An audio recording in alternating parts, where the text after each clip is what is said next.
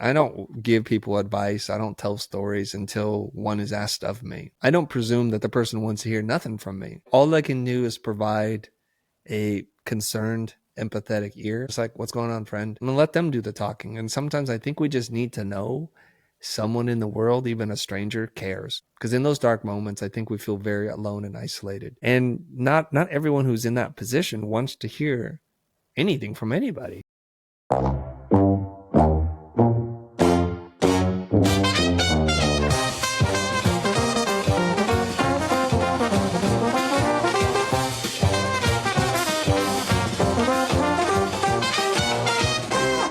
Welcome back to Swurl Radio. I'm your host, Eric. And I'm Ayka. At Swurl Radio, we stand for those who messed up, ruined relationships, Bombed a grade, said the wrong thing, or even lost the ideal client. overpromised and underdelivered, showed up late and missed their shot. Today, we brought you in a special guest to talk about what happens after the mess up, the people who taught us how to get back up, and the lessons we had to unlearn. And how we turn all of that into something we can actually pass forward. We are excited to welcome Emmy Award winning designer, educator, and loud introvert who has helped millions of creatives and entrepreneurs around the world rethink their story and value. Please welcome Chris Doe.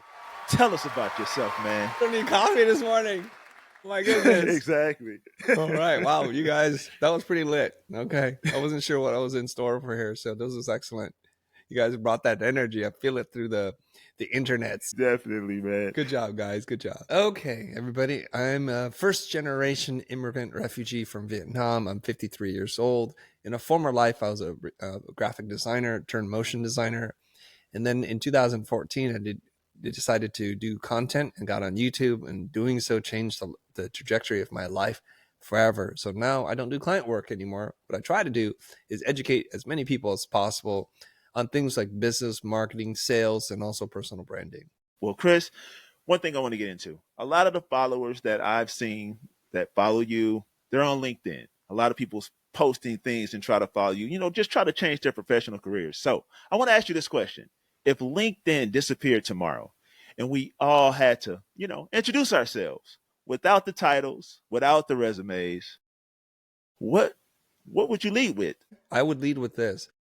I know it sounds really weird and a little esoteric, but I'm on a mission to set souls free. I think within every one of us is a creative person just wanting to step into the light. And through conditioning, socialization, and being responsible and growing into adulthood, we set aside the playful, imaginative self, and we kind of fall into very kind of corporate roles. And there's a reason why we do need to provide for our families and take care of ourselves, but there's this other side to us that's been dormant for a really long time. And what I do is I try to transmit a signal to them and say, it's okay for you to explore that side. And even if I might mean not doing as well financially, I think life is short and you must discover this gift and you must share it with the world. I like that. Well, I tell you what, Chris, I want to disconnect real quick from the work stuff and the LinkedIn stuff now. I want to get a little personal. Okay. So tomorrow here in the States, it's Thanksgiving.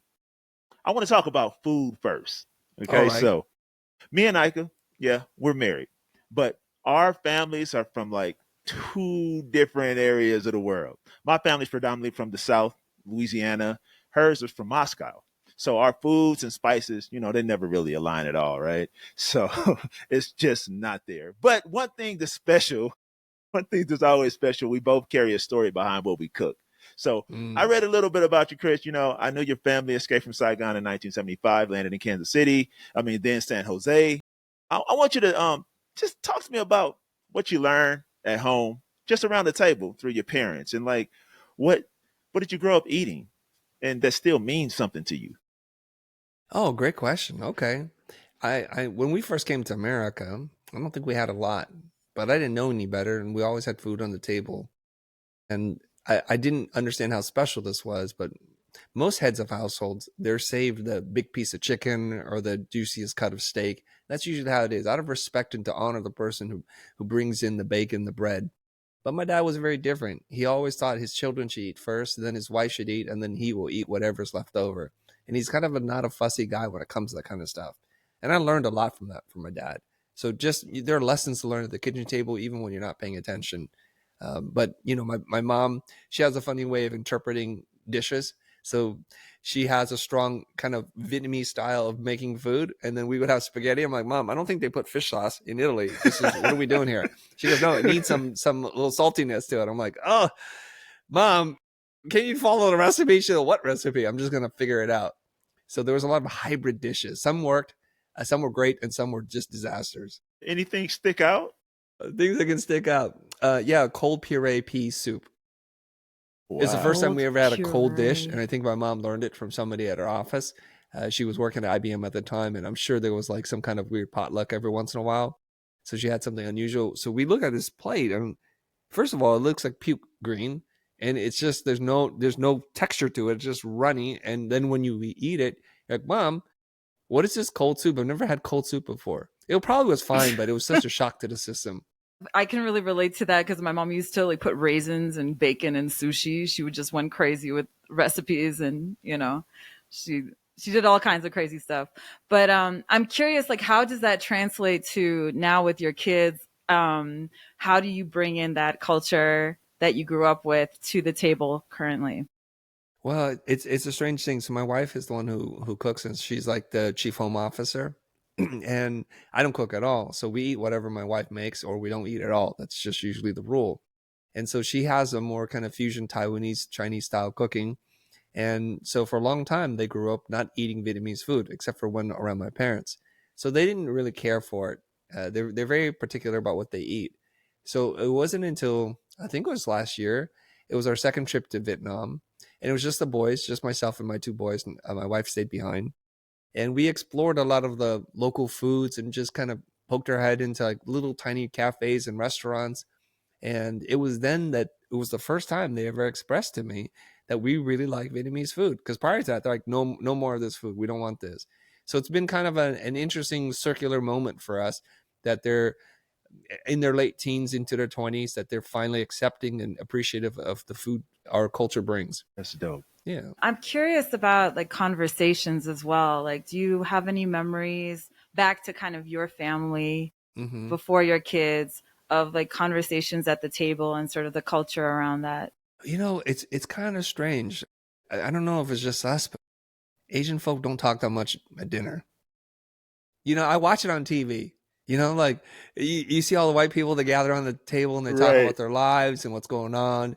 And we just don't do that. We sit down, we say a quick prayer, and then we would eat and then clear the table, and just pretty efficient. We would just do that. I don't know if I make it relate or not. No, I can relate to that definitely. That's really interesting. Is there anything else just from, coming from a completely different culture into the States that stayed with you and that you feel this deep nostalgia for, just learning from your family? Oh, shoot. It's kind of weird because my mom tried her best to learn all the American customs and traditions from Thanksgiving to the way we celebrate Christmas here. And if you're from another culture, Christmas in America is a lot different, and Halloween and all those things. And so my mom, being a pretty sentimental person and believing in traditions, would make a big deal out of everything, from the tree to the presents to the spray painted cave of Jesus, being born and all that stuff. And so we're like, Yeah. wow, that's pretty cool. And here we are as adults, and I have a different family tradition. My wife and I were we're not sentimental about much at all. So it's once in a while we do the whole full blown thing, but it's like, oh God, we got to get everything out of storage and put it all up. Right. And so when I watch those TV shows, when the Christmas carols are going and you see the decorations goes up, a little child inside of me is like, maybe that was pretty cool, and we're not doing that no more. Right. I get it. That's kind of what's nice about moving to a new place. You kind of reinvent yourself and decide what pieces of your culture you want to use. So let's kind of switch to what pieces of what you grew up with you don't want to use and you want to, in a way, unlearn. Coming from an immigrant family myself, there was a lot I had to unlearn because there was a lot of stereotypes, about what it means to be successful, what it means to do the right thing. So I was curious from your perspective, what was the unlearning? I always thought that growing up as a dual culture, like being immersed in American culture and then traditional Vietnamese culture, that we had the opportunity to take the best of both. not to discard one or not to champion the other. And I saw my cousins go one way or the other. Like sometimes they would say, you don't speak English at home, only Vietnamese. And then they have a strong connection to language, which I do not. And always do this or never do that. Those kinds of rules. My parents are a little bit different. It's kind of interesting because both of them are the second or oldest male or female in their families. And so they had a different role. And when we were growing up, they weren't very forceful at anything. I think what they wanted us to do was to do what we wanted to do, to excel, to simulate. So they didn't have any hard rules. There weren't, you must always wear this thing or never do that. They didn't force us to wear traditional Vietnamese clothing to school so that we can get punked. So I didn't have those emotional scars. So I think there's some richness within Asian culture where extended family, there's like these big celebrations and the connectedness that we all have. The brothers and sisters, my uncles and aunts, would live really close by to each other. So when one bought a home, they would all start to move to the same neighborhood. So I remember oftentimes two of my relatives were within walking distance from our house. So if we ever needed someone to look after us, we just walk over there and just hang out over there. And it was really neat.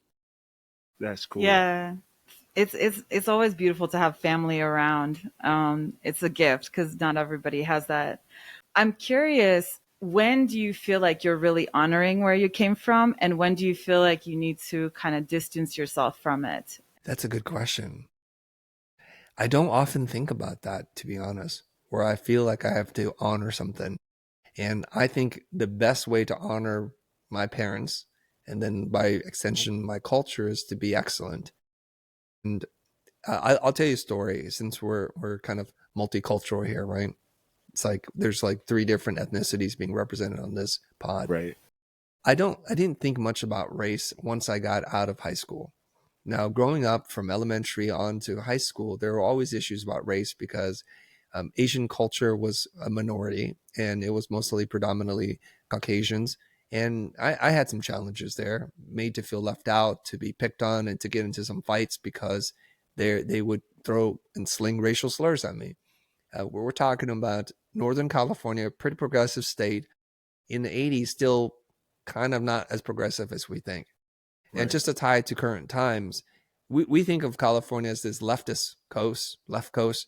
And the interesting thing is with the right-wing Republicans, they're giving permission for people to wave their racist flag again. And it's happening here. And it's kind of wild for me to see. So even though, we're many, many years in, we're not as far, we haven't made as much progress as I'd hoped we had. So there's still stereotypes about people of color, about, issues of trust and how we treat them when it comes to interpretation of threats. And we see this on social all the time. Right.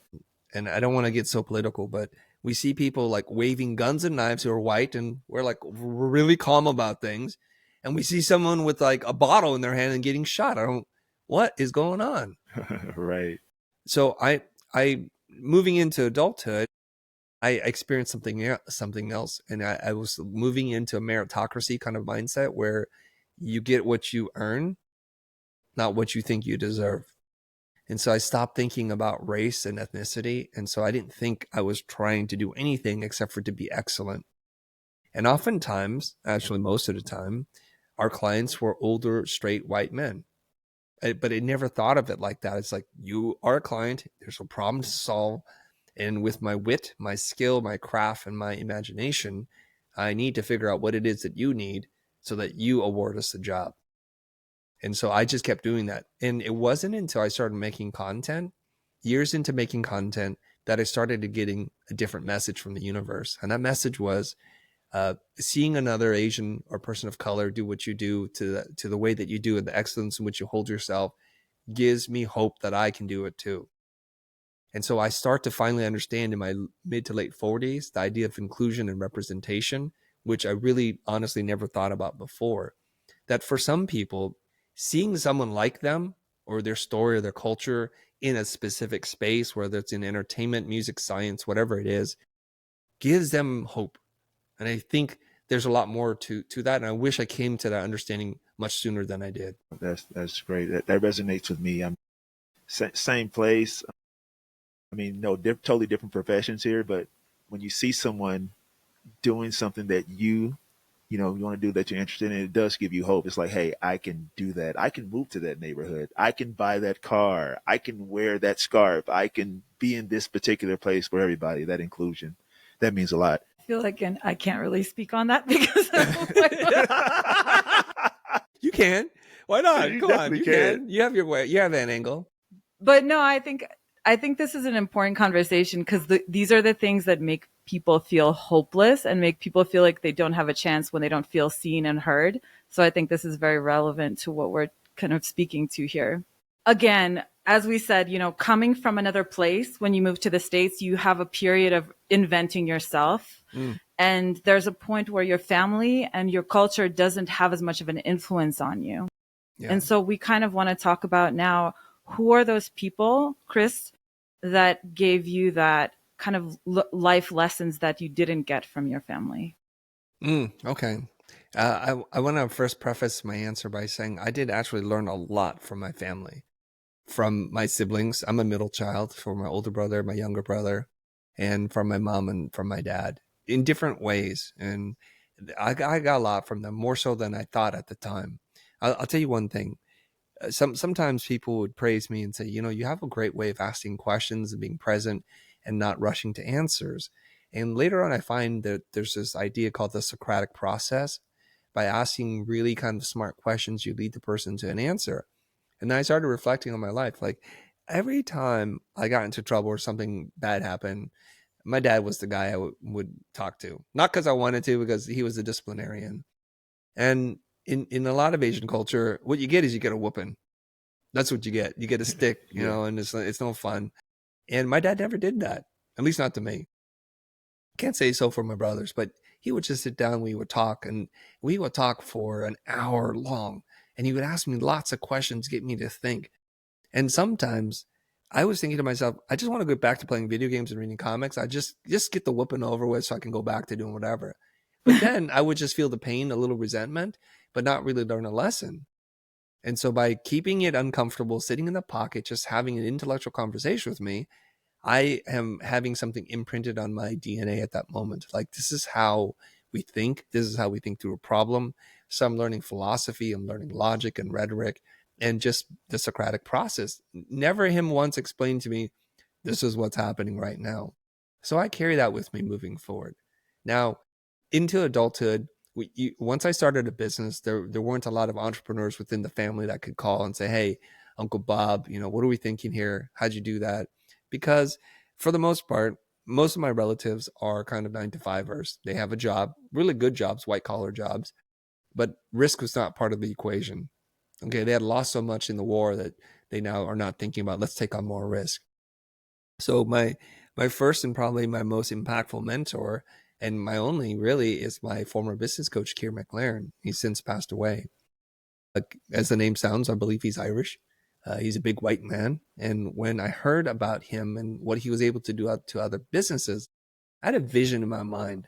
Like, this guy going to come in with a 3-piece suit and, cocktail hour kind of thing, like straight from Suits or something like that. And in comes an older looking gentleman, like a grandfather.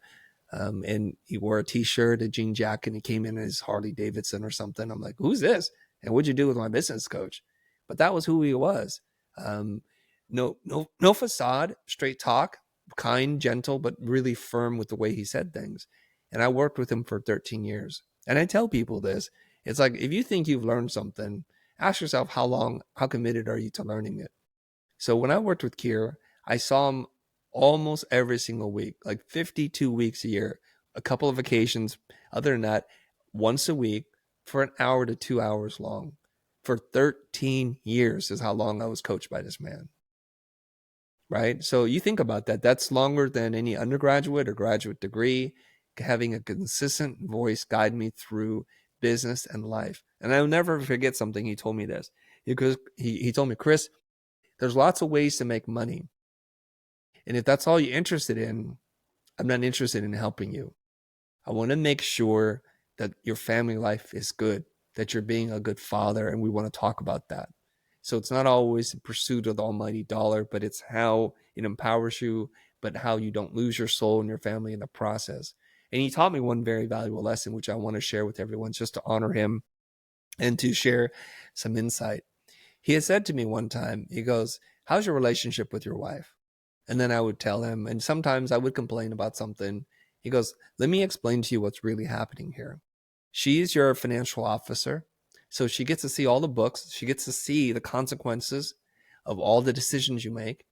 And she sees problems, which it turns out she's actually very smart at looking at these problems. Even though she's not a financial person, she can see them. And then she raises questions to you about why you're doing what you're doing, and if you want to continue doing this.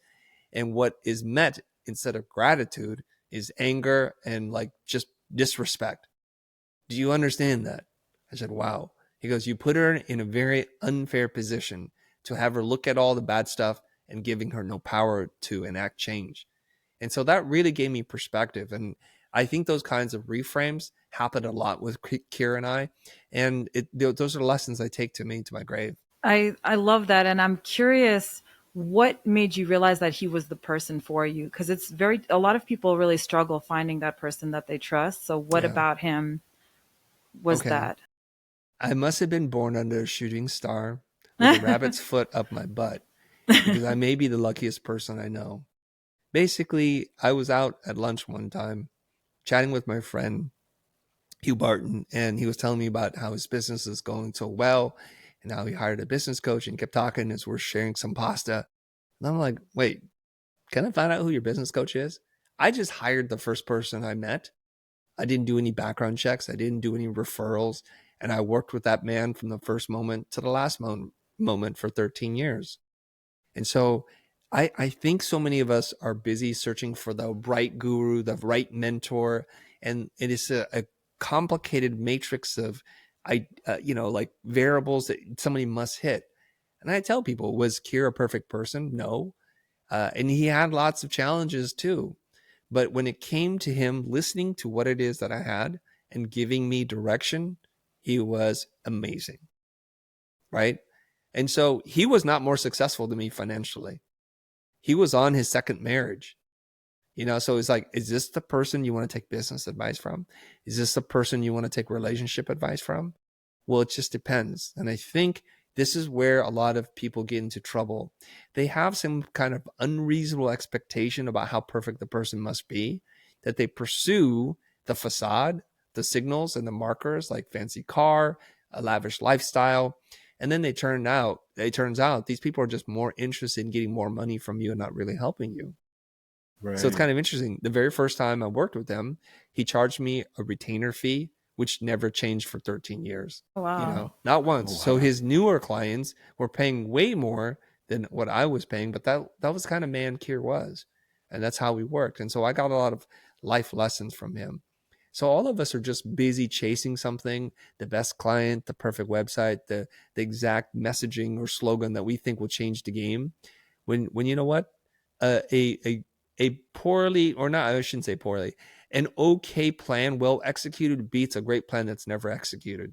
So this is what I say to people: pick somebody, trust your gut. Your gut's pretty good, and just do everything they say. And that's really where it breaks down. People don't listen to the advice that they're given. Yeah. Right. I actually, I wanted to ask you, in an interview that I watched, when did you learn this, and was Kier involved? You said, this is what you said. I quote. Okay. I'm scared.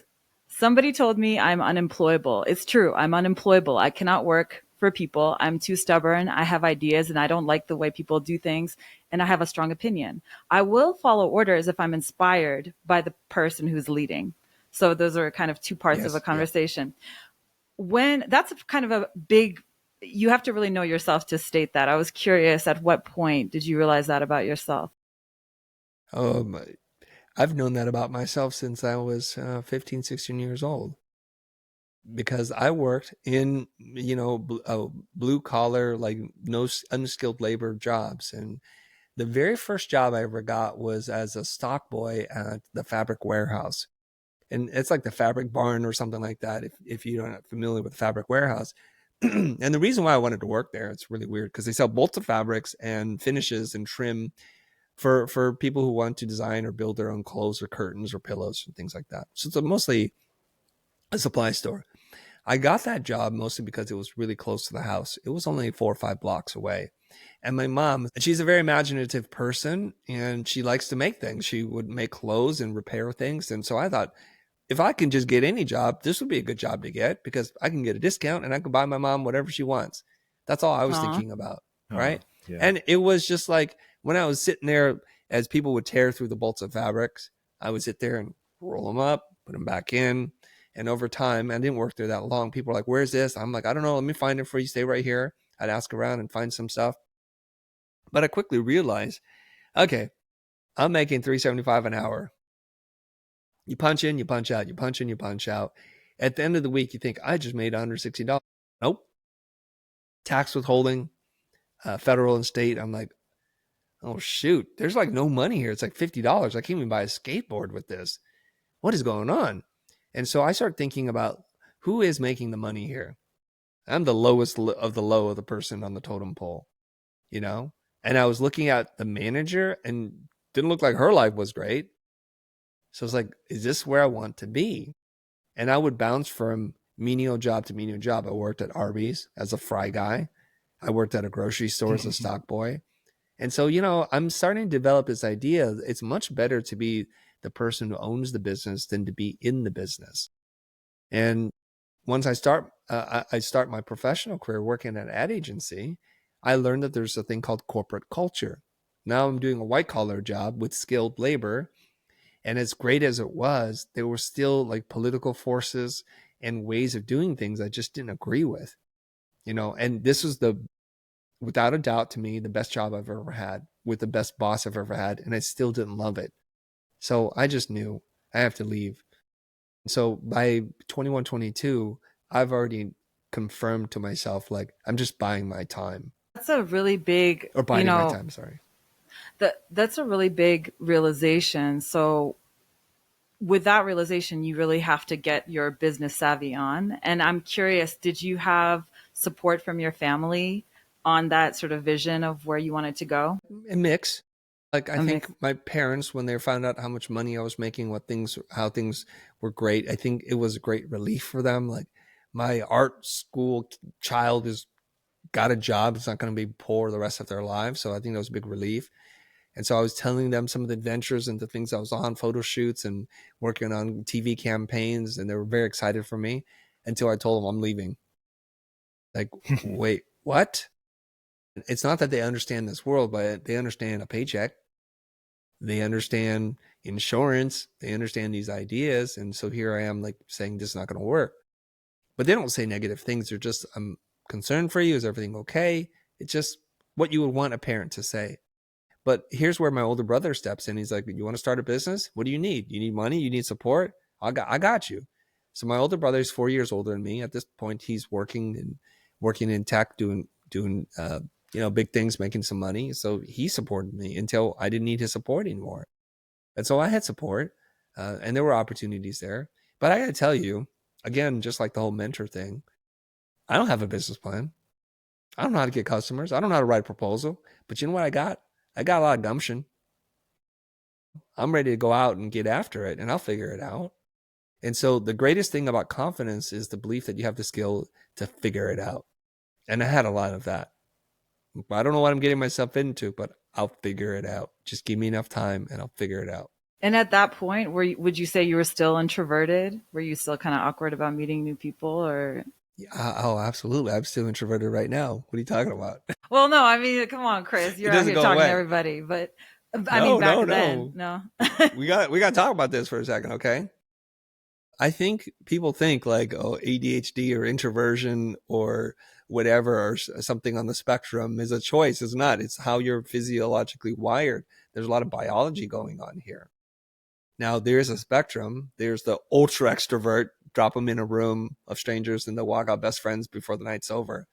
And then there's introverts, drop in a room of mostly friends and they'll still walk away just by themselves. And I'm somewhere towards the middle. I think the term for that is ambivert. But back when I've taken those tests, they're just A or B, true or false, yes or no. And I think I'm probably closer to the middle of being able to pretend to be an extrovert, but it's deeply wired within me. One of my greatest fears to this day is to walk into a social event when I know no one. And it's just like, I don't know what to do. Yeah. And we can get into that if you want. It's just like, first of all, I have to convince myself to show up. And it begins by just accepting the invite in the email. It's like, do I really want to do this? What am I going to do here? And I go through a lot of self-talk. Then I click send and I said, oh, I'll just punt it, kick it down the road. And when the time comes, I'll figure it out. So literally at events, you're invited to like a speaker's pre-party or something. And I don't know who's going to be there. There's no name I recognize. And so I'm in the hotel, like usually pacing around my room in my underwear thinking, maybe I should just get dressed just in case I want to go. It's a long ass process. And eventually I get down to the lobby. I'm like, well, let me just ask directions and I'll just take it a step at a time. Well, I'll just walk there. I don't want to Uber there. I'm not in a rush to get there. So I'll walk several blocks and eventually kind of convince myself this is where I need to be. And I tell myself the entire time, don't run for the exit. Stay here. Stay here. And no matter how awkward it gets. So I hold the drink, water, by myself, doing that John Travolta thing, that meme. You know what I'm talking about? Yeah. Yeah, that's me. You know, I'm like, okay, I don't know what to do. So that is who, I mean, if you ever saw me, some people would interpret this as being aloof or coy or arrogant or whatever. I'm just literally just standing there not knowing what to do. I'm curious, what do you want to do? Like, what would make you happy in that scenario? Just to go back home? Or I guess that's a leading question. Well, yeah. What I want to do when I'm in those events, I want to leave. I want to make like a tree and leave. Why don't I go? Like, what reasoning do you have in your head to be there? Why is it important for you? Yeah. My business coach said there are two types of people, Chris. Those who run from change and those who run towards it. Which are you? I like to think of myself as the latter of the two. I run towards change. I step into discomfort because I know on the other side of discomfort is growth. No one grows by being safe and complacent and protected. I completely agree with that. And I'm, right now I hired a personal trainer, so I go through that all the time. I understand. Eric is an athlete, so he doesn't understand. But, when you don't work out and you didn't grow up working out, it's very difficult. Hold on. On Eric's defense, I need to say something. What do you mean he don't understand? I'll say this. I'll say this. You don't say this, keep your marriage, okay? I'll say it for you. And you just blink twice if you agree, okay? Here's the thing. I think, and I know you're just messing around, but it's like awfully dismissive to people who work their life and are so disciplined at learning something, at doing something. They're like, oh, it's so easy for you. No, it ain't easy for me. It looks easy from the outside because that's what expertise looks like, right? So I work out. I'm 53 years old. I'm stronger than people that are 35. And they're like, easy for you, Chris. Like, no, not easy for me, son of a gun. Right. I work. And like, if you're talented at design or communication or sales, people are like, oh, of course you can do it. And you're like, screw you. Take a long walk off a short bridge. Eric, don't say anything. Don't get into this. I got the blinks. Ladies and gentlemen, in case you're listening, he's blinking many times. There's also talents. There are people who are just naturally very good at things, and there are people that work really hard. Yeah. So there's two things, right? Innate biological advantage. For example, if Eric's really tall, it might help him with doing tall people things. But we've seen tall people awkward AF. And they have the genetics, right. But they don't have the coordination. That's why not every tall person is a professional athlete. We get it. But then this is like where that expression comes from. Hard work beats talent when talent don't work hard. And so we assume because you have talent, yeah, you might have been on the first or second base, but that didn't take you home. You still have to do this. I'll tell you a little story here. My younger brother, he's a little bit shorter than I am, and he's a lot stronger and scrappier than I am, for sure. And so if I ever got into trouble, even though he was my quote unquote little physical brother, if I got in trouble, my little brother was there to like take down wherever the person was, quite literally. And he was on the high school wrestling team. And I remember his coach would come to me and he would say something like, your brother is so freaking gifted. He is very, very talented. It's just, he doesn't work at this. He doesn't work at it. He's not in the gym. He's not like the other bros, and he's not putting in the time on the mat. He shows up, he does his thing, and then he leaves. And to this day, I love my brother. He likes to play a lot. And when things feel like work, he don't want to work like that.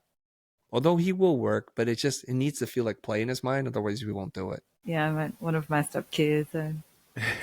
Can relate.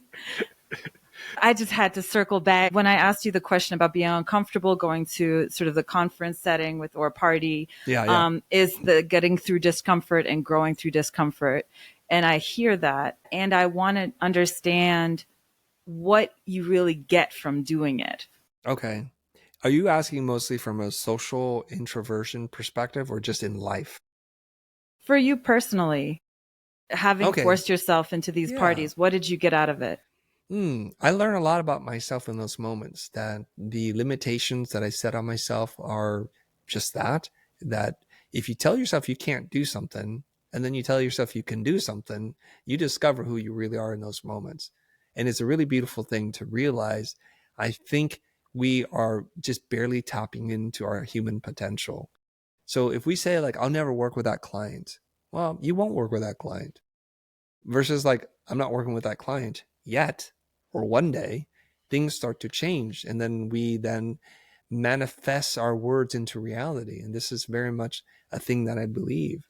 And so I never thought I'd be living in Southern California in the home that I live in with the views that I have, and working with the clients I have in the past, doing the work that I've done. And all of that has just come from, I wonder if I could do that and what it would mean to just push myself into the discomfort. There are a lot of social experiments when people do things that make them purposely uncomfortable and to seek failure in their life, to rewire their brain such that failure doesn't feel so painful anymore. And when you realize, short of something that's life-threatening, very little is life-threatening. If you jump off a bridge, you might die. I get that. But if you if you ask a stranger out to dinner respectfully, or if you ask a client, would you like to work with somebody like us? You're not going to die. And so much of our human potential is wasted because we're just afraid of the pain that might come with a no. And so I learned a lot about myself. And you know what? Every time I go out and do something, I feel a little stronger. I feel a little bit more competent. And it's these tiny little wins that stack up to ultimately be a bigger win. So maybe one day when I'm 60, you come up to me, how's that social introversion party thing going? I'm like, hey, I developed some skills. Now I come in, I'm like, hey, how's it going? How are you? My name is Chris. Can I join this conversation? What are we talking about, folks? Great. And inside, my heart isn't racing 1,000 miles an hour. It's more like 600, but it's not going to kill me. That's what I get out of it. No, I really respect that. I get it. I think my countercultural sort of side says like they should change the way parties are structured and, be more innovative. There's that expression, you can bring Moses to the mountain or you can bring mountain to the Moses. One is a lot easier. Yeah. I can change versus wanting the entire room to change around me. Right. Well, I think that you're kind of doing that because now you're planning these group trips with your pro group. So is that kind of an inspiration behind it to kind of play and recreate what like a social environment could be? Well, as an introvert, I'm awfully sensitive to other introverts in the room. And so at Future Fest, there was a gentleman who traveled from Italy. His name is Lorenz, and he was in the back and he was quiet. And not only was he tired from jet lag and the travel, but he was just kind of really, really quiet. So I made sure to walk up to him, and say, hey, checking in on you. Are you doing okay? Do you want to meet somebody? Is there something I can do? And he's like, no, I'm good. And it turns out he's not as awkward as I am, to be honest. He was just like really, really tired. And so he just needed time to recover. And as much as he wanted to be there physically, his body wasn't cooperating. But I think introverts never throw parties, but introverts through parties, everyone would feel really welcome because it would be designed for that, the social interaction that we give you little games and tasks to do that don't feel like, oh my God, I got to talk to people. Right. Yeah. I can definitely relate to that. Want to ask you this. If you were sitting across from someone and they felt like they messed up everything, hit the same hole several times, just messed up relationships, feel like they messed up all their reputation, what story do you think you can give them, or something they can hear to boost them up to get them started again? Okay, great question. So someone's kind of hit rock bottom, is feeling really low on themselves in that moment, right? Right. Now, this is going to sound strange, Eric, but I don't give people advice. I don't tell stories until one is asked of me. Okay. So I don't presume that the person wants to hear nothing from me. All I can do is provide a concerned, empathetic ear. And it's like, what's going on, friend? I'm going to let them do the talking. And sometimes I think we just need to know someone in the world, even a stranger, cares. Because in those dark moments, I think we feel very alone and isolated. And not everyone who's in that position wants to hear anything from anybody. And so I never presume. That's why, like, if you ever listen to my role plays or in my coaching calls, I know it sounds brusque to some people, but I'm like, do you have a question? Because I don't really start listening until you ask a question. Because I think all you want to do is process, and I give you space to process. I never want to interrupt. But I'm not really tuning into this because I haven't heard a question yet. I never presume you tell me stuff for me to figure out the question. So they'll talk and talk and talk. I'm like, okay. And then what happened? And then we just get into that. So I think before we rush into giving someone a piece of advice, telling them a story to try to cheer them up, I also tell people, when someone's feeling something, why is it that we want to reset them to neutral again so fast? Okay. And I think the most interesting moments in my life have come from me sitting in that pocket of high emotion and allowing myself to work through it, to reach a conclusion. So I have a larger philosophy on this. So your body experiences things that your brain does not understand. Our brains are pretty unevolved when it comes to this kind of stuff. So you have that butterflies in your stomach or the aching in your heart, and that, I don't know about you, but sometimes I've been so sad, like it feels my skin's on fire. It's like tingling, and I'm like, what is going on? And it is basically my body saying, hey, dummy, that's not a healthy relationship you're in with that person right now. I'm trying to protect you by sending signals to your brain.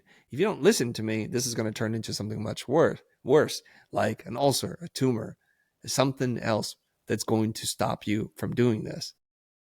And so we need to be attuned to that. So I think when we're feeling our feels and we're really sad and we're crying and feeling like trash, somebody will come in and like, no, let me reset you to neutral.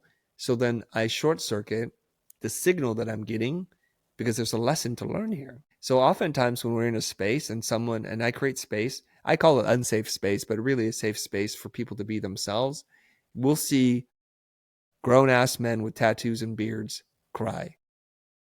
And when somebody tries to like, oh, bro, I'm like, can we just give them space? We're so uncomfortable with seeing someone uncomfortable that we have to stop it for everyone. And I just want to put this out there, because for whoever winds up hearing this and seeing this, I want you to reflect on this. When someone's feeling something, why do you feel like you have to rush in to solve that problem? Is it a problem? So what we do is we normalize in culture a neutral state of non-emotion.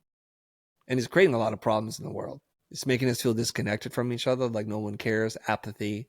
And so it's like, no, you want to be happy? Let's be happy until you're ready to come down. Enjoy all of that. And what happens sometimes as parents is your child's feeling really high and you want to chop them down because you want to keep them humble.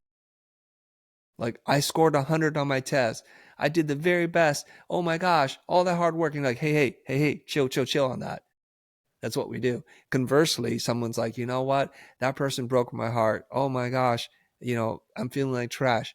And then you're like, no, you're great. Let them sit in that. And then what they realize in that darkness, at least the way I've been able to experience it, is we come out like, you know what? I can have closure to that now. I'm done. And the most extreme version of this, I think, are funerals. When you really lose someone you care about, we don't know how to process. And what we have to do is we have to let a little bit out at a time, because if it's too much, it'll be like PTSD. And so the entire process of preparing the flowers and writing the eulogy, and then being able to have the wake and celebrating the life of the person, allows us to do this within the fabric or the safety net of our close friends and family so that we can catch each other when we fall. No one's going to rush over to you to tell you stop grieving, because we got to let it out. And we stop, if we intercept that process from fully playing out, what that person does is they keep reliving that over and over and over instead of having resolution to it. So that's why I think it's really important for us when we're having our feels, both high and low, to stay in it. Unless we feel like we can't trust ourselves in the lows, we need to be around people. I think that's important too, but just let them go through what they need to go through. I like that. Makes a lot of sense. What I'm hearing is no action, just kind of stillness. Just sit in it until you kind of find your own answers versus asking people and telling people. Is that kind of what you're saying? Yeah. Unless the person's like saying, hey, cheer me up right now. They're giving me pretty clear instructions, like I got to get pulled out of this. And then I'll say, are you sure? And we'll get into it. And they're like, hey, Chris, tell me a story, make me laugh at this moment. I will do that too. So I'm waiting for instructions, and I'm not very good at saying, well, let me just tell you what I think you need at this point. Right. I know people think that's the kind thing to do. I just don't think that. I don't believe that. So if you're around me and you don't give me instructions, like, why isn't he doing something? Now you understand. Because I need permission, I need an invitation, and I need you to kind of let me know what's going to be most helpful to you right now. Well, thanks, Chris. I really appreciate you taking the time. Thank you so much, Chris. It's been fun. I don't know if you guys are doing anything for Thanksgiving. I hope you get to relax a bit. Thank you. Have an amazing Thanksgiving, happy holidays, and I'll see you on the flip side.